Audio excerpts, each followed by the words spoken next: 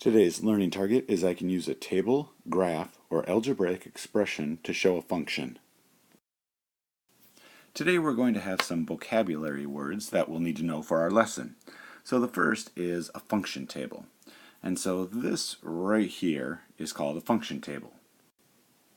In a function table we have a domain, which is right here, and a range, which is right here.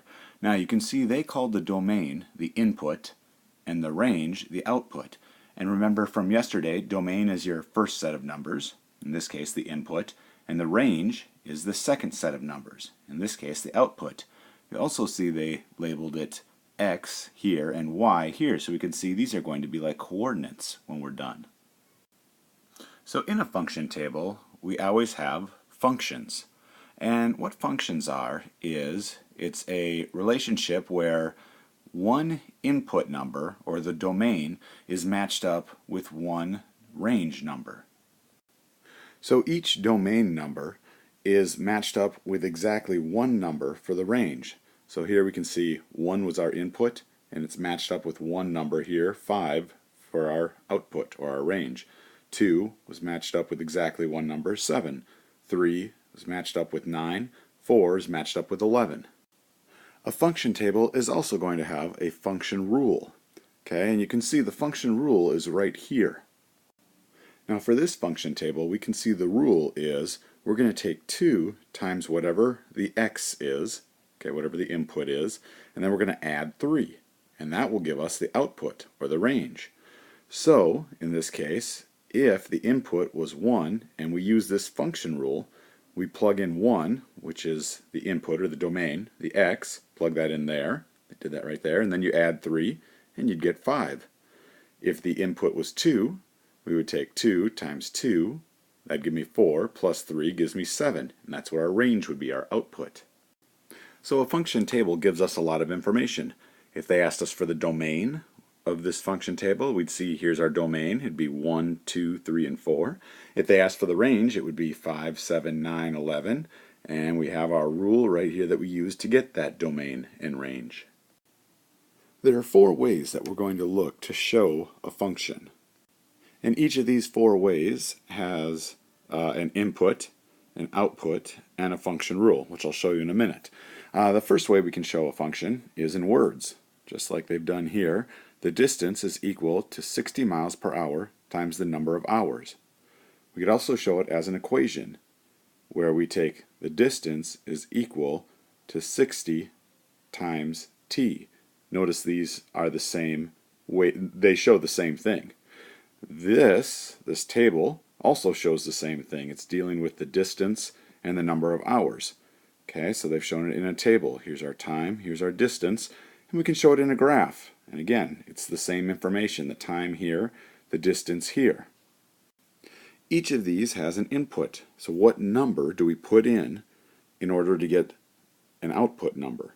Okay, so in the equation it's easy to see. We put in a number for t, and we times it by 60, and we'd get the distance.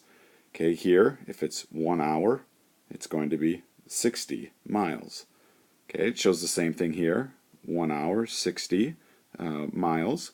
And here it just tells us in words, the distance is equal to 60 miles per hour times the number of hours. Okay, so each of these shows the same thing. Each has a function rule. Okay? We're just taking 60 times the number of hours, and that'll give us the distance. So we have a domain and a range, right? Because remember, domain means the number we're starting with, the first number, the number we plug in, and the range is the number we end up getting out. Okay, here it's easy to see. Here's our input, we put that number in, and then what do we get? The output, the range, would be right here. Again, you can see that right here. Our input's right here, we plug in the number 1, and we get 60. If we plug in a 2, times it by 60, we'd get our output, or our range. Same thing in the graph. If it's 1, we plug in 1, we're going to get 60. If we plug in 2, it's going to be 120. In today's assignment, you're going to have a problem that looks like this here, okay, where you are given a statement, a representation, like this, and you're asked to write an algebraic expression, a table, tabular, notice table in there, and to graph them, graphical. So let's take a look at how to do that. So for the algebraic expression, it says write an equation that can be used to find the number of ounces in any number of pounds. And I can see there's 16 ounces in a pound. So to do that, I know there's 16 ounces in 1 pound. So I could take the number of pounds, I'll put P for that, and times it by 16. So I put the 16 next to it, and that will equal how many ever ounces we have. I'm going to use Z for ounces so it doesn't look like a 0. And with my Z, I'll sometimes put a line through it. So this is an algebraic expression, a way to write that. So the number of ounces is equal to 16 times the number of pounds. Remember, if there's no sign in between a number and a variable, it means we times.